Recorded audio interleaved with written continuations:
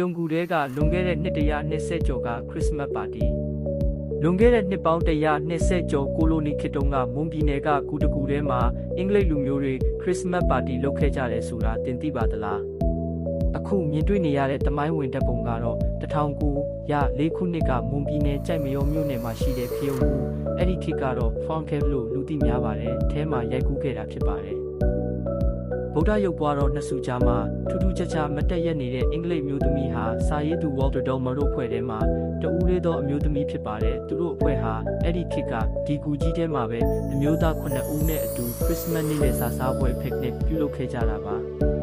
ဒီတပ်ပုံရဲ့မူရင်း caption ကို The Only Lady of the Party လို့ပေးထားပြီး19/6မှာထုတ်ဝေခဲ့တဲ့ The Romantic East, Burma, Assam, Kashmir ဆိုတဲ့စာအုပ်ထဲကနေကောက်နှုတ်ထားတာဖြစ်ပါတယ်